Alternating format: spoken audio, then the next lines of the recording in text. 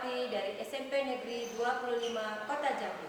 Saya Ibu Nana Yulia Fitri dari SMK Yadika Kota Jambi. Saya Devi Novrianti dari SD Negeri 206 Kota Jambi. Kami akan melakukan demonstrasi kontekstual pada modul 2.3 pemanfaatan coaching dalam kegiatan supervisi akademik. Assalamualaikum Bu Ria. Waalaikumsalam Bu Nana. Gimana kabar Bu Ria pada pagi ini? Alhamdulillah baik. Kabar Bu Nana sendiri bagaimana? Alhamdulillah sehat Ibu Ria. Sebelum Bu Ria melakukan pelaksanaan coaching pada hari ini, ada beberapa pertanyaan dengan Ibu Ria yang akan saya ajukan untuk penilaian rubrik dari coaching kita. Yang pertama yaitu coach dan coachee akan saya amati sesuai dengan rubrik penilaian apakah sudah sesuai dengan alur tujuannya, yaitu alur tujuan kita ya Ibu, identifikasi masalahnya, rencana aksi dan tanggung jawab. Nah, dengan memberi pertanyaan berbobot kepada coachee dan bagaimana coachee merespon aktif dan memaksimalkan pada kompetensinya. Gimana Bu Ria? Boleh Bu, silakan. Pertanyaan yang pertamanya ini Bu Ria ya. Saya akan menanyakan kepada Ibu, apakah kompetensi coaching yang ingin Ibu kembangkan pada saat coaching pada hari ini? Kompetensi yang ingin saya kembangkan ya Bu pada kegiatan coaching kali ini yaitu adalah kehadiran penuh atau presence, kemudian memberikan pertanyaan berbobot Bu, dan bagaimana saya bisa mendengarkan aktif apa yang dikemukakan oleh coachee saya. Berarti ada 3 ya Bu Ria ya. Listen, mendengarkan aktif, dan memberikan pertanyaan yang berbobot. Dari 3 kompetensi yang Ibu sampaikan tadi, kompetensi mana yang lebih spesifik bagi Ibu? Kompetensi yang lebih spesifik ya Bu, itu saya lebih mengarah kepada kompetensi memberikan pertanyaan berbobot dengan kehadiran penuh Ibu. Ini untuk pertanyaan yang terakhir ya Bu Ria ya. Bagaimana yang ingin Ibu lakukan atau Ibu kembangkan untuk kompetensi yang Ibu sebutkan tadi? Indikator ketercapaian ya Bu ya. Ya, betul. Indikator ketercapaiannya itu Ibu, pada saat saya bisa membuat coachee saya ini mengoptimalkan berpikir kreatifnya, menggali potensinya Bu, untuk menemukan solusi dari permasalahan yang sedang dihadapi. Baik Bu ya. Saya akhiri dulu ya pra-observasi kita pada kali ini. Silahkan Ibu melakukan coaching dengan terhadap teman Ibu. Saya persilakan ya Ibu Ria. Baik Ibu, terima kasih. Selamat pagi Bu Devi, bagaimana kabarnya? Selamat pagi Bu Ria. Sebenarnya saya sedikit galau nih Bu. Boleh enggak saya minta waktu Ibu untuk curhat sebentar? Boleh Bu, tapi saya punya waktu hanya 10 menit Bu, sebab saya nanti ada jam ngajar. Tidak apa-apa Bu, alhamdulillah itu. Terima kasih banyak sebelumnya Bu. Baik, apa yang ingin Bu Devi ceritakan ya? Saya ini sebenarnya masih bingung Bu, bagaimana cara melakukan pembelajaran berdiferensiasi di kelas Ibu. Oh, tentang pembelajaran berdiferensiasi ya Bu ya.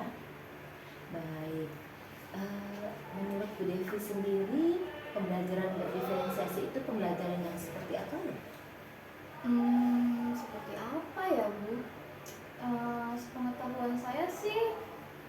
pembelajaran berdiferensiasi itu adalah pembelajaran yang disesuaikan dengan kebutuhan masing-masing anak, Ibu. Oke, kalau begitu kira-kira nih, maaf ya Bu Devi, takutnya saya keliru nih ya. Pembicaraan kita ini mengenai pembelajaran berdiferensiasi ya. Atau Ibu boleh mengungkapkan lebih tepatnya apa ya? Iya Bu, benar. Sebenarnya saya memang masih benar-benar bingung bagaimana sih penerapan pembelajaran berdiferensiasi di kelas itu tuh yang baik dan benar itu yang bagaimana Bu? Nah, sepanjang sepengetahuan Ibu, penerapan pembelajaran berdiferensiasi itu sendiri seperti apa? Nah ya itu tadi Bu, bahwa pembelajaran berdiferensiasi itu adalah pembelajaran di mana semua materi, terus media, terus tugas itu disesuaikan dengan kebutuhan masing-masing murid. Nah, yang menjadi permasalahannya itu Bu, di dalam kelas kita itu kan muridnya bukan hanya 1 atau 2 orang Ibu, banyak. Nah, bagaimana cara kita bisa memenuhi semua kebutuhan murid itu yang bikin saya bingung loh Bu. Oke, kalau saya tangkap dari apa yang Ibu Devi sampaikan terkait tentang pembelajaran berdiferensiasi sih ya, sepertinya Ibu ini sudah paham gitu ya. Oke, baik. Sebagai langkah awal nih Bu, bagaimana Ibu mengidentifikasi kebutuhan belajar murid yang ada di kelas Ibu? Sepertinya saya akan melakukan asesmen Bu untuk mengetahui dan melihat minat dan bakat masing-masing murid saya di kelas. Nah, itu sudah bagus sekali Ibu memetakan kebutuhan murid berdasarkan asesmen yang dilakukan di awal. Selanjutnya, langkah apa lagi ya? Setelah saya mengetahui minat mereka masing-masing, itu saya akan melakukan atau menyusun perangkat ajar Bu, di mana perangkat ajar itu yang berisikan konten, materi, terus tugas-tugas itu akan saya sesuaikan dengan minat dan kebutuhan murid di kelas. Seperti itu Bu. Menurut saya itu sudah langkah yang sangat baik Bu. Selanjutnya, langkah berikutnya, apa yang akan Ibu lakukan supaya pembelajaran berdiferensiasi di kelas Ibu itu bisa berjalan dengan lebih baik lagi? Apa ya Bu ya? Mungkin salah satunya saya di saat pembelajaran nih Bu, saya akan membagi kelompok nih. Saya akan membagi kelompok secara heterogen. Tujuannya agar mereka bisa berkolaborasi dengan baik, walaupun minat dan bakat mereka itu berbeda-beda Ibu. Terus pada produknya itu nanti baru saya kembalikan ke minat dan bakat mereka masing-masing gitu. Menurut saya sih Bu. Wah, dari yang Bu Devi sampaikan tadi nih, saya coba membuat catatan ya. Ternyata Bu Devi itu tanpa Ibu sadari nih, sebenarnya Ibu sudah melakukan tindakan-tindakan yang menyesuaikan dengan kebutuhan belajar murid di kelas Ibu. Contoh ya Bu ya, ini contohnya nih. Tadi Ibu sudah memberikan konten-konten yang bervariasi, kemudian Ibu melakukan pembagian kelompok heterogen ya, tentunya dengan gaya belajar yang berbeda-beda. Tetapi maksud Ibu adalah supaya dengan gaya belajar yang berbeda mereka bisa saling berkolaborasi ya Bu. Nah, kemudian juga Ibu sepertinya sudah melakukan perancangan produk akhir itu disesuaikan dengan minat dari siswanya sendiri. Bu, tindakan-tindakan Ibu itu merupakan tindakan-tindakan yang mengarahkan pembelajaran sesuai dengan kebutuhan murid. Baik, selanjutnya Ibu, perangkat yang bagaimana lagi yang akan Ibu perbaiki untuk bisa mengeksplor murid-murid Ibu? Menurut saya sih Bu, karena kebutuhan murid kita itu berbeda-beda ya Bu, dan mereka bisa mengeksplor kebutuhan mereka masing-masing. Nah, maka saya akan memberikan penugasan yang berbeda Ibu dari masing-masing murid, dan di situ mereka bisa mengeksplor dari penyelesaian tugas yang saya berikan. Seperti itu mungkin Bu ya. Aduh, luar biasa Bu Devi ya. Kalau saya perhatikan makin kesini jawaban Ibu itu sudah luar biasa bagaimana Ibu menerapkan pembelajaran berdiferensiasi. Sudah kebuka nih mindsetnya ya. Masya Allah, luar biasa Ibu.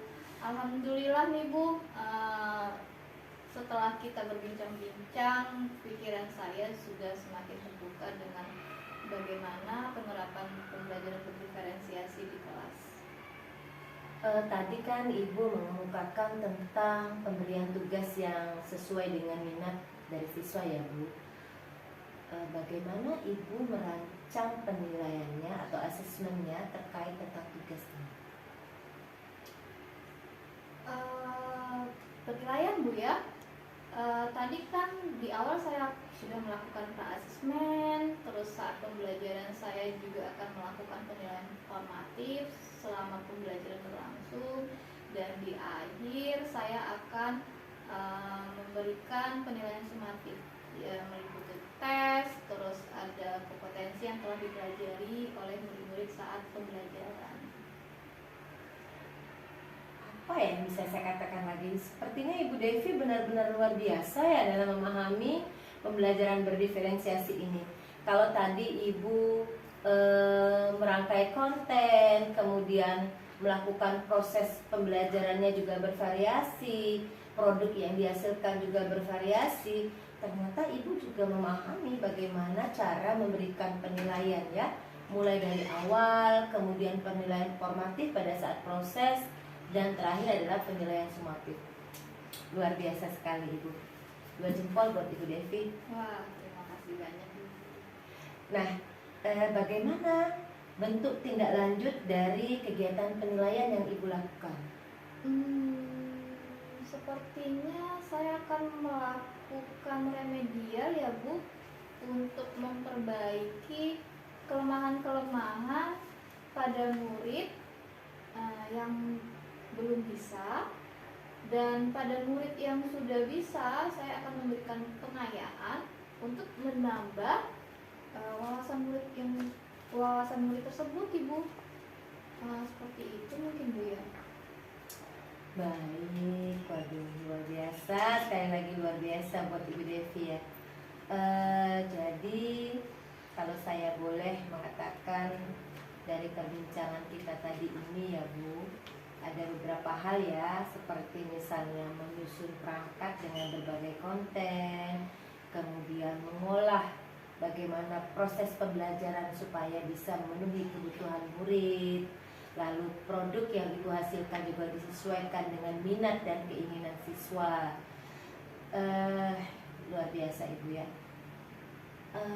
Apakah Ibu dalam melakukan penilaian tadi nih, itu memiliki rubrik nggak ya? Iya, saya membuat rubrik untuk menentukan penilaian akhirnya Ibu. Devi, apakah kegalauan Ibu terkait penerapan pembelajaran berdiferensiasi tadi sudah terjawab nih? Wah, benar Ibu. Luar biasa ini, Masya Allah. Saya jadi lebih memahami dan dapat menerapkan Ibu pembelajaran berdiferensiasi di kelas. Nah, besok kalau saya menemui kendala lagi, boleh saya berbincang-bincang dengan Bu Lia lagi ya. Mana tahu wawasan saya atau pemikiran saya lebih terbuka lagi. Ya luar biasa, Bu Devi sudah cantik, kreatif, dan smart pula ya. Bukan hanya Bu Devi, kali ini mungkin Ibu Devi yang mempunyai masalah. Jadi saya pun nantinya jika ada masalah bisa berkonsultasi juga terkait apa yang ingin saya cari solusinya bersama Ibu Devi. Baik, saya rasa cukup sekian ya Bu, saya sudah mau masuk kelas. Baik Bu, terima kasih banyak Bu, dan mohon dukungannya biar saya bisa menerapkan pembelajaran di kelas ya Bu. Terima kasih Bu. Sama-sama Bu Devi. Alhamdulillah ya Bu Ria sudah melakukan coaching dengan teman rekan kerja Bu Ria. Ini sebelum penutupan ya Bu Ria, saya akan menanyakan beberapa pertanyaan untuk Ibu Ria.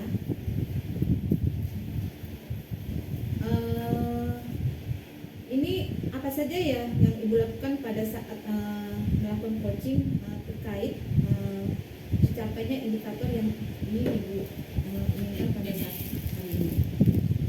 Baik Ibu Nana, terkait ketercapaian indikator tadi ya Ibu, jika saya boleh mengatakan alur cerita saya tadi sudah terpaparkan dengan jelas ya Ibu, di mana di awal saya memastikan dengan kunci saya tujuan dari pembicaraan, kemudian juga identifikasi masalah terkait permasalahan coaching, lalu bagaimana saya menggali potensi dari si coaching untuk bisa merancang rencana aksi, serta bagaimana si coaching bisa bertanggung jawab atas solusi yang sudah dia sampaikan. Kemudian juga di sini Ibu, saya merasa bahwa saya sudah mampu untuk memberikan vision saya dengan baik, karena saya begitu fokus tadi Ibu dalam menyampaikan pertanyaan-pertanyaan berbobot kepada coach saya. Kemudian juga saya mendengarkan dengan aktif ya Bu apa yang disampaikan oleh coach, dan yang terpenting pada prinsip coaching tadi, saya itu benar-benar menganggap coach saya itu mitra Bu. Lalu saya juga melihat bahwa coach tadi sudah mulai mampu mengeluarkan proses berpikir kreatifnya, dan bagaimana juga saya bisa menggali potensi atau memaksimalkan potensi dari si coach tadi. Oke Bu Ria, ini dari menurut hasil observasi saya ya Bu Ria ya, tadi saya sudah melihat Ibu pelaksanaan coachingnya, alur kitanya sudah berjalan baik, di mana proses alur kita itu dimulai dari tujuannya, identifikasi masalah yang Ibu Ria sampaikan, dan tanggung jawab dari si coaching, lalu present coachingnya juga terlihat coach dan coachingnya sebagai mitra kemudian ya. Untuk kedepannya, kompetensi apa lagi yang ingin Ibu kembangkan terkait dari hasil coaching yang Ibu lakukan pada saat ini? Kompetensi yang ingin saya kembangkan kayaknya Bu lebih kepada penggunaan alur cerita ya Bu, karena saya itu ingin nantinya ketika melakukan coaching berikutnya itu alur ceritanya itu benar-benar teridentifikasi dengan baik dari setiap langkah-langkah yang saya lakukan dalam coaching. Oke, baik sekali Bu ya. Mudah-mudahan kita bisa lagi melakukan coaching lebih baik lagi ya Bu ya.